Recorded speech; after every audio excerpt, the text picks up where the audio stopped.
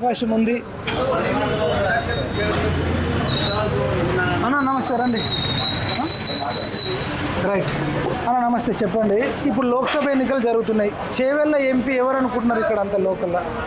కొండా విశ్వేశ్వర రెడ్డి ఉన్నాడు, కాసాని ఉన్నాడు, తర్వాత రంజిత్ రెడ్డి. ప్రస్తుతం ఉన్న పొజిషన్లో అయితే కొండ విశ్వేశ్వరరెడ్డి క్లియర్ కనబడుతున్నాడు. ఎందుకంటే ఆయన 5 సంవత్సరాల నుంచి కూడా ప్రజల్లో కలిసి ఉన్నాడు. సరే, భారతీయ జనతా పార్టీలో పోయిన తర్వాత కూడా పార్టీలో 100 రకాల అపోహలు ఉన్న పార్టీతో మమేకమై లేకపోయినా ఆయన కాన్స్టిట్యున్సీని, పార్లమెంట్ ఆయన కాన్స్టిట్యున్సీని ఆయన 7 నియోజకవర్గాలు పట్టుబట్టి రేపు అసెంబ్లీ కాన్స్టిట్యున్సీలో ఆయన అనుకూలమైన మనుషులు టికెట్లు ఇప్పించుకొని ఆయన బలంగా నిలబడినాడు. ఆయన ఏమాత్రం గెలుస్తాడు, ఏమాత్రం సందేహం లేదు.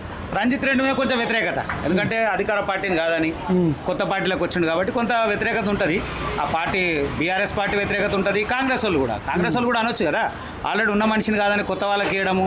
అంటే కాంగ్రెస్ చాలామంది ఉన్నారు కదా, కాంగ్రెస్ నాయకులు ఉన్నారు. కాంగ్రెస్ నాయకులు కాకుండా రాత్రి వచ్చిండు, డబ్బు ప్రమేయం ఉండి ఇచ్చిండు. అంటే ఇప్పుడు ఉన్నటువంటి క్యాండిడేట్లు ఇద్దరితో కంపేర్ చేస్తే కొండ విశ్వేశ్వరరెడ్డి క్లీన్ షిప్ ఉన్నాడు. ఎందుకంటే భారతీయ జనతా పార్టీని పట్టుకొని ఉన్నాడు. తెలంగాణ ఉద్యమ నాయకుడు. తెలంగాణ ఉద్యమంలో అన్ని విషయాలు, తర్వాత రైతులకు సంబంధించినట్టు అనేక విషయాల్లో ఆయన సొంతంగా ప్రతి అంశాన్ని, చాలా సున్నితమైనటువంటి అంశాన్ని, అంటే రైతుల వర్షాలు వస్తే వాళ్ళ పంటను ఎట్లా కాపాడుకోవాలి, లేదా భూమి ఎట్లా కంపిస్తుంది, లేదా రైతులకు ఉన్నటువంటి సమస్యలు, ఏ జాతి పంట వేస్తే ఎక్కువ దిగుబడి ఉంటుంది అనేటువంటి అంశాన్ని చదువుకోనుండి, తర్వాత ఇంటలెక్చువల్ ఉండి, పెద్ద ఇండస్ట్రియలిస్ట్ ఉండి కూడా రైతుల మీద కూడా, సామాన్య రైతుల మీద అవగాహన ఉన్నటువంటి వ్యక్తిగా ప్రస్తుతం కొండ విశ్వేశ్వరరెడ్డి గారు ఉన్నారు. కాబట్టి ఏమాత్రం సందేహాలు 100% ఆయనే గెలుస్తారు. అయితే మరి రేవంత్ రెడ్డి అంటున్నాడు నిన్న రాజేంద్ర నగర్లో బీజేపీ వస్తే రాజ్యాంగాన్ని రద్దు చేస్తుంది, ఎస్సీ ఎస్టీ బీసీల రిజర్వేషన్లు రద్దు చేస్తుంది అంటారు. దీనివల్ల మరి కొండా విశ్వేశ్వరరెడ్డి గారికి ఇబ్బంది కదా? ఏమాత్రం అనలేదు. రాజ్యాంగము రద్దు చేస్తామని భారతీయ జనతా పార్టీకి సంబంధించిన నాయకులు ఎవరు మాట్లాడే దాఖలా లేవు. వీళ్ళు కల్పించుకొని మాట్లాడారు. ఏమన్నామంటే 400 పై స్థానాలు వస్తే ఆ పెద్దల సభలో కానీ లేదా పార్లమెంట్లో కానీ కొన్ని బిల్లులకు పూర్తిగా అవకాశం ఉంటుందే తప్ప మేము ఎక్కడ కూడా రాజ్యాంగం రద్దు చేస్తామని అనలేదు. దాని విషయాన్ని ఖండిస్తూ అమిత్ షా గారు డైరెక్ట్ చెప్పింది, రాజ్యాంగం దగ్గరికి ఎవరు రారు, అలాంటి జరగదని అమిత్ షా గారే చెప్పింది. దాంట్లో ఏమాత్రం సందేహం లేదు, జరగదు అది. ఇంకోటి, మోడీ దొంగ, కేసీఆర్ ఒక దొంగను ఓడించారు, ఈ దొంగను కూడా ఓడించండి అని చెప్పి ఈ ఎట్లా చెప్తాడు ఆయన? రేవంత్ రెడ్డి ఆల్రెడీ ఒక కేసులు ఉండి నోటుకు కేసులో ఉండి ఆయన అభియోగం పొందుతుండు, కోర్టుకు తిరుగుతున్న వ్యక్తి, ఏ అభియోగం లేని, నిజంగా కూడా ఈ 10 సంవత్సరాలు గుజరాత్లో 15 సంవత్సరాలు చేసిండు, 10 సంవత్సరాలు ప్రధానమంత్రిగా చేసిండు. కనీసం ఒక్క ఆరోపణ లేని వ్యక్తి మీద ఈయన దొంగ అంటే ఈయన అనంగానే అయిపోతాడు. అసలు గజ దొంగ ఈయన రేవంత్ రెడ్డి గజ దొంగ. మనకందరూ తెలిసిన విషయమే కదా.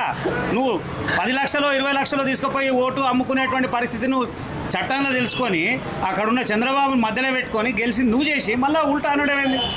అవేకం నరేంద్ర మోడీ గారి మీద అమ్మడం అంటే సూర్యుని మీద ఉమ్మదంతో సమానం. ఆ మూతే మన మీదే పడుతుంది. ఆయన అనడం ఏమవసరం? అభివృద్ధి మాట్లాడు. ఏం చేసిండన్న మోడీ? మీరు అంతగానం ఆకాశానికి ఎత్తుతున్నారు. ఏం చేయలేదు. ఇవాళ మనము ఈ తెలంగాణ అభివృద్ధిలో ఇన్ఫ్రాస్ట్రక్చర్ అని చెప్తున్నటువంటి డెవలప్మెంట్లో సింహభాగం కేంద్రందే, భారతీయ జనతా పార్టీ సింహభాగం. ఇలా హైదరాబాద్ మొత్తంలో జిహెచ్ఎంసీలో కూడా 1,50,000 డబుల్ బెడ్రూమ్లు ఇస్తే అందులో సింహభాగం భారతీయ జనతా పార్టీదే. తెలంగాణ వ్యాప్తంగా 9.58 లక్షల కోట్ల రూపాయల నిధులు ఇక్కడ ఇచ్చినటువంటి దాఖలాలు ఉన్నాయి కేంద్రం.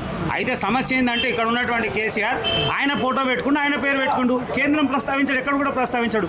3 లక్షల డబుల్ బెడ్రూమ్ ఇండ్లు నరేంద్ర మోడీ గారు కేంద్రం నిధులతోన ప్రైమ్ మినిస్టర్ ఏదైతే యోజన ఉందో ఆ యోజన కింద వచ్చినటువంటి దాఖలాలు ఉన్నాయి.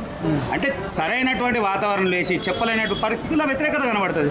ఏమాత్రం లేదు. 100% భారతీయ జనతా పార్టీ తెలంగాణ రాష్ట్రంలో ఊహించినటువంటి గెలుపును చూడబోతున్నాం మనం. ఆయన అంటుండు పాకిస్తాన్ కంటే మన భారతదేశం అధ్వానంగా ఉంది, బంగ్లాదేశ్ కంటే అధ్వానంగా ఉంది, బీజేపీకి ఓటేయకండి అని చెప్తున్నాడు. మరి మనం అందరం చెప్తాం, ఆయన అనగానే అది ఎవడు అడుక్కుంటుండే, ఇలా పాకిస్తాన్ వాడు అడుక్కుంటుండు, మనం అడుక్కుంటున్నామే. పాకిస్తాన్ వాడు అడుక్కుంటుండు కదా, బంగ్లాదేశ్ ద్రవ్యగుణం పోయి వాడు రోడ్డు మీదకి వచ్చిండు కదా.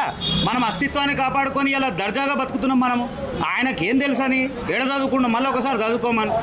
ఆడియో విన్నారా? నేను వినలేదండి. వింటే మేము ఏమాత్రం ఇచ్చేయకపోతుండే. ఆయన నోటికి వచ్చినట్టు మాట్లాడే అలవాటు ఉంది కదా ఆయనకి. ఇది కూడా ఒకటి మాట్లాడి ఉంటాడు. మాటల మాంత్రికుడు కేసీఆర్ అయితే దాని తర్వాత 2వ స్థానం వినదే, ఏది పడితే అది మాట్లాడతాడు, ఇచ్చేస్తాడు. 2 గంటలు 2 మాటలు మాట్లాడతాడు ఆయన. ఇప్పుడు వినండి మీరు. 125 దేశాలుంటే ఈ దేశం ఆకలి ఇండెక్స్ లో 111వ స్థానంలో ఉంది.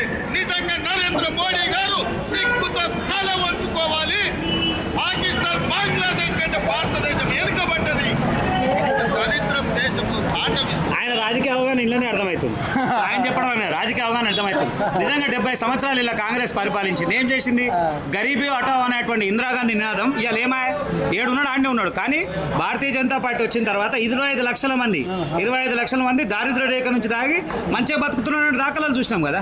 ఈయన చెప్పడం ఏంది? ఉత్తగేదో మాటలు తప్ప పనికి ఏం లేదు, పనికి వచ్చే ముచ్చట లేదు, ఏదో నోటికి వచ్చి మాట్లాడుతున్నాడు ఆయన అంతే. నిజంగా పాకిస్తాన్ కంటే భారతదేశం బాగుందంటారా? 100